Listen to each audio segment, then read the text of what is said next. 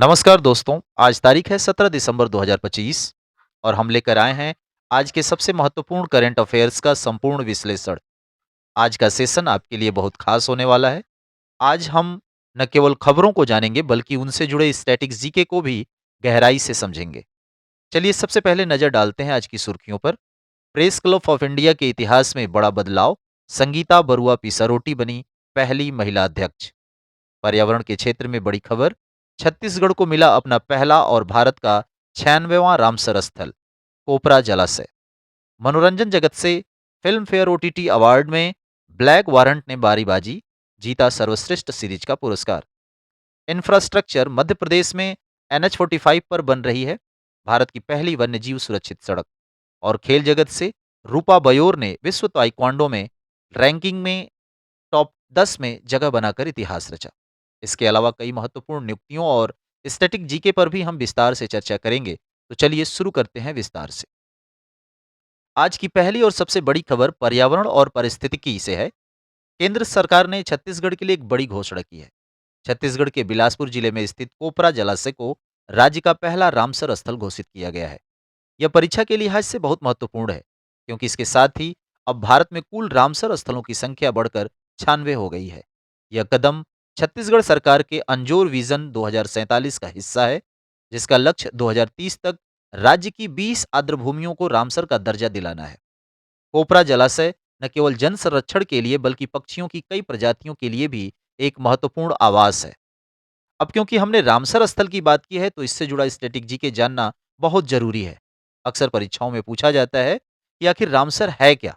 तो दोस्तों, Ramsar convention आर्द्रभूमियों के संरक्षण और उनके सतत उपयोग के लिए एक अंतर्राष्ट्रीय संधि है। इस पर हस्ताक्षर 2 फरवरी 1971 को ईरान के शहर रामसर में किए गए थे। इसलिए इसे रामसर कन्वेंशन कहा जाता है। इसका मुख्य उद्देश्य वैश्विक स्तर पर महत्वपूर्ण वेटलैंड्स को बचाना है। और याद रखिएगा, इसी वजह से हम हर साल 2 फरवरी को विश्व आर्द्रभूमि दिवस यानी वर्ल्ड वेटलैंड्स डे मनाते हैं। अगली खबर मीडिया और पत्रकारिता जगत से है। 14 दिसंबर 2025 को एक ऐतिहासिक नियुक्ति हुई। प्रसिद्ध पत्रकार और लेखिका संगीता बरुआ पिसारोटी को प्रेस क्लब ऑफ इंडिया का अध्यक्ष चुना गया है। यह खबर इसलिए ऐतिहासिक है क्योंकि पीसीआई के दशकों में पुराने इतिहास में वे पहली महिला अध्यक्ष बनी हैं। संगीता बरुआ मूल रूप से असम राज्य से ताल्लुक रखती हैं और उन्होंने पूर्वोत्तर भारत के मुद्दों पर बहुत काम किया है। उनकी प्रसिद्ध पुस्तक Assam the accord the discard काफी चर्चित रही। इस चुनाव में अन्य पदाधिकारियों में महासचिव के रूप में अफजल इमाम और उपाध्यक्ष के रूप में जतिन गांधी को चुना गया है। अब आइए प्रेस क्लब ऑफ इंडिया के बारे में थोड़ा स्टैटिक ज्ञान ले लेते हैं। पीसीआई भारत में पत्रकारों का एक प्रमुख संगठन है। इसकी स्थापना 20 दिसंबर 1957 को हुई थी और इसके संस्थापक दुर्गा दास थे। इसका मुख्यालय नई दिल्ली में है। इसका मुख्य उद्देश्य सरकार और पत्रकार समुदाय के बीच एक पुल यानी ब्रिज के रूप में कार्य करना है। यह पत्रकारों की मांगों को सरकार तक पहुंचाता है और लोकतंत्र के चौथे स्तंभ को मजबूत करने में मदद करता है। अब चलते हैं मध्य प्रदेश, जहां सड़क निर्माण और वन्यजीव संरक्षण का एक ऐतिहासिक उदाहरण पेश किया जा रहा है। भारतीय राष्ट्रीय राजमार्ग प्राधिकरण ने मध्य प्रदेश में NH45 पर भारत की पहली वन्यजीव सुरक्षित सड़क का निर्माण शुरू किया है। यह प्रोजेक्ट भोपाल और जबलपुर को जोड़ने वाले हाईवे के हिरण सिंदूर खंड, जो कि 11.96 किलोमीटर पर बन रहा है, इसका उद्देश्य मानव पशु संघर्ष को कम करना है। इस सड़क की खासियत यह है कि इसमें समतल लाल रंग की रोड मार्किंग होगी। जानवरों के निकलने के लिए विशेष अंडरपास बनाए जा रहे हैं। इसका डिजाइन पूरी तरह से पर्यावरण के अनुकूल है ताकि गाड़ियों की टक्कर से जानवरों की जान न जाए। चूंकि यह काम एनएचआई का कर रहा है, तो एनएचआई के बारे में भी जान लेते हैं। एनएचआई यानी national highway authority of India, इसकी स्थापना 1995 में हुई थी। इसका मुख्यालय नई दिल्ली में है और वर्तमान में इसके अध्यक्ष संतोष कुमार यादव हैं। यह भारत में राष्ट्रीय राजमार्गों के विकास, रखरखाव और प्रबंधन के लिए जिम्मेदार शीर्ष एजेंसी है। संस्कृति और इतिहास के पन्नों से आज की अगली खबर। भारत के उपराष्ट्रपति श्री सीपी राधाकृष्णन ने नई दिल्ली में एक विशेष स्मारक डाक टिकट जारी किया। यह डाक टिकट सम्राट पेरुबिगुदु मुथैयार द्वितीय के सम्मान में जारी किया गया है। वे प्राचीन तमिलनाडु के सबसे प्रसिद्ध शासकों में से एक थे। उन्हें सुरमारण भी कहा जाता था। यह डाक टिकट तमिल संस्कृति और इतिहास को राष्ट्रीय स्तर पर सम्मान देने का प्रतीक है। उपराष्ट्रपति जी ने इस अवसर पर काशी तमिल संगमम की भावना का भी उल्लेख किया, जो उत्तर और दक्षिण भारत की संस्कृति को जोड़ता है। अब नजर डालते हैं देश दुनिया के कुछ अन्य महत्वपूर्ण नियुक्तियों पर, जो वन लाइनर के रूप में भी परीक्षा में आ सकती है। पंकज चौधरी, जिन्हें भाजपा के उत्तर प्रदेश इकाई का नया अध्यक्ष नियुक्त किया गया है, घोषणा केंद्रीय मंत्री पीयूष गोयल द्वारा लखनऊ में की गई। बी साईराम, इन्हें कोल इंडिया का नया चेयरमैन और मैनेजिंग डायरेक्टर यानी सीएमडी नियुक्त किया गया है। इन्होंने पीएम प्रसाद का स्थान लिया है और इनका कार्यकाल 31 मार्च 2028 तक रहेगा। अंतर्राष्ट्रीय नियुक्ति की अगर बात करें तो जोस एंटोनियो कास्ट को चिली का नया राष्ट्रपति चुना गया है। आपकी जानकारी के लिए बता दूं, चिली की राजधानी सेंटियागो है। अब बात करते हैं अंतर्राष्ट्रीय सुरक्षा से जुड़ी एक बहुत बड़ी खबर की। इंटरपोल ने वन्यजीव तस्करी के खिलाफ एक बड़ा प्रहार किया है, जिसका नाम है ऑपरेशन थंडर 2025। यह ऑपरेशन इंटरपोल ने विश्व सीमा शुल्क संगठन यानी वर्ल्ड कस्टम ऑर्गेनाइजेशन के साथ मिलकर चलाया। इसका मुख्य उद्देश्य वन्य जीवों और पौधों के अवैध व्यापार और तस्करी के नेटवर्क को तोड़ना था।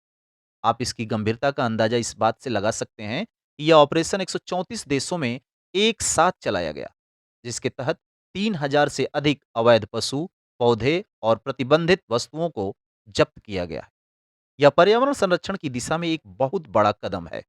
अब चूंकि इंटरपोल खबरों में है, तो इससे जुड़ा स्टैटिक जीके आपकी परीक्षा के लिए बहुत महत्वपूर्ण हो जाता है। आइए इसे समझते हैं। इंटरपोल, जिसे अक्सर विश्व की पुलिस यानी वर्ल्ड पुलिस कहा जाता है, एक अंतर्राष्ट्रीय संगठन है जो दुनिया भर के पुलिस बलों के बीच सहयोग बढ़ाता है, ताकि अंतर्राष्ट्रीय अपराधों से निपटा जा सके। इसकी स्थापना 7 सितंबर 1923 को हुई थी। इसका मुख्यालय लियोन, फ्रांस में है। यह कई बार एग्जाम में पूछा जा चुका है। वर्तमान में इसके 196 सदस्य देश हैं और इसके वर्तमान अध्यक्ष अहमद नासर अल रईसी हैं, जो यूएई से हैं। तो ऑपरेशन थंडर के साथ-साथ इंटरपोल का यह बेसिक डेटा भी ज़रूर याद रखिएगा। अब चलते हैं मनोरंजन जगत की ओर, जहां डिजिटल दुनिया के सबसे प्रतिष्ठित पुरस्कारों की घोषणा हो चुकी है। हम बात कर रहे हैं फ़िल्म फेयर ओटीटी अवार्ड्स की। विजेताओं के नाम जानने से पहले आइए इसके बैकग्राउंड को समझते हैं। फ़िल्म फेयर ओटीटी अवार्ड्स की शुरुआत वर्ष 2020 में हुई थी, जिसका उद्देश्य ओटीटी प्लेटफ़ॉर्म पर रिलीज़ होने वाली बेहतरीन वेब सीरीज़ और फ़िल्मों को सम्मानित करना है। यह पुरस्कार कुल 32 श्रेणियों में दिए जाते हैं। यहाँ एक रोचक तथ्य यह भी है कि फ़िल्म फेयर पत्रिका की स्थापना 1952 में जेसी जैन द्वारा की गई थी। अब देखते हैं 2025 के विजेताओं की सूची। सबसे पहले वेब सीरीज श्रेणी पे बात करें तो वेस्ट सीरीज का खिताब जीता है ब्लैक वारंट ने। यह एक बहुत ही चर्चित क्राइम ड्रामा रहा है। वहीं क्रिटिक्स की पहली पसंद यानी वेस्ट सीरीज क्रिटिक्स रही पाताल लोक सीजन 2। एक्टिंग की बात करें तो बेस्ट एक्टर पुरुष ड्रामा का अवार्ड जयदीप अहलावत को पाताल लोक सीजन 2 के लिए मिला है। और बेस्ट एक्टर महिला ड्रामा बनी है मोनिका पवार, उनकी सीरीज खौफ के लिए।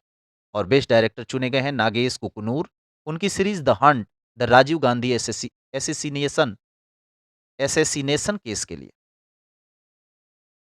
अब नजर डालते हैं फिल्म श्रेणी यानी फिल्म कैटेगरी पर, जहां बेस्ट फिल्म का अवार्ड जीता है गर्ल्स विल बी गर्ल्स ने। इसी फिल्म के लिए सुची तलाटी को बेस्ट डायरेक्टर भी चुना गया है। बेस्ट एक्टर पुरुष का खिताब अभिषेक बनर्जी को फिल्म स्टोलन के लिए मिला है। और बेस्ट एक्टर महिला रही सानिया मल्होत्रा फिल्म मिसेज के लिए। और एक और महत्वपूर्ण नाम विक्रांत मैसी, जिन्हें फिल्म सेक्शन 36 के लिए क्रिटिक्स बेस्ट बेस्ट एक्टर चुना गया है। खेल के मैदान से आज एक ऐतिहासिक खबर आई है। अरुणाचल प्रदेश की 24 वर्षीय रूपा बयोर ने इतिहास रच दिया है।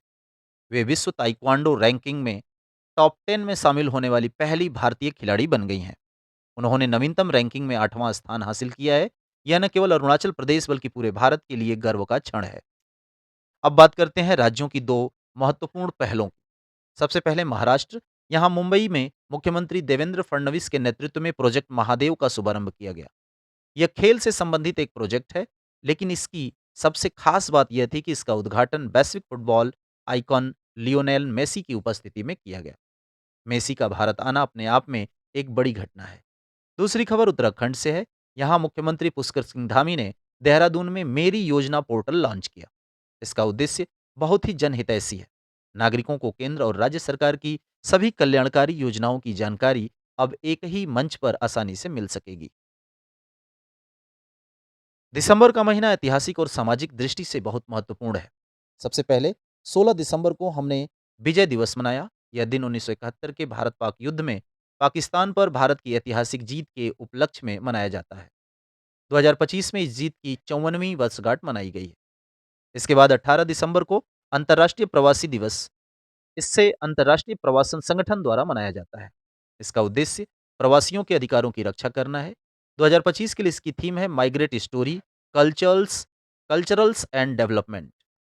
दुखद समाचारों में प्रख्यात भारतीय पत्रकार और पद्मश्री पुरस्कार विजेता प्रफुल्ल बरुआ का 93 वर्ष की आयु में निधन हो गया है। वे असम राज्य से थे और प्रतिष्ठित समाचार पत्र असम ट्रिब्यून के मालिक और संपादक थे। पत्रकारिता में उनके असाधारण योगदान के लिए उन्हें 2018 में पद्मश्री से सम्मानित किया गया था। उनका जाना पत्रकारिता जगत के लिए एक बड़ी क्षति है। वीडियो समाप्त करने से पहले आइए आज की सभी बड़ी खबरों का एक क्विक रिकैप कर लेते हैं, ताकि सब कुछ आपको याद रहे। उत्तराखंड मेरी योजना पोर्टल लॉन्च हुआ है।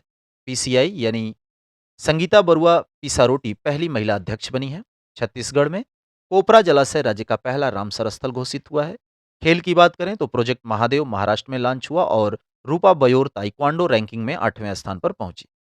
इंटरनेशनल देखें तो जोन्स एंटोनियो कास्ट चिली के नए राष्ट्रपति बने हैं। नियुक्ति की बात करें तो बी साईराम कोल इंडिया के नए सीएमडी बने हैं। और अवार्ड्स में देखें तो ब्लैक वारंट ने फिल्म फेयर में बेस्ट सीरीज का अवार्ड जीता है। तो दोस्तों, यह था 17 दिसंबर 2025 का कंप्लीट करंट अफेयर्स एनालिसिस। हमने कोशिश की कि स्टैटिक जीके के साथ साथ करंट इवेंट्स को भी विस्तार से कवर करें। या अगर आपको वीडियो पसंद आया हो तो वीडियो को लाइक करें और अपने दोस्तों के साथ शेयर जरूर करें।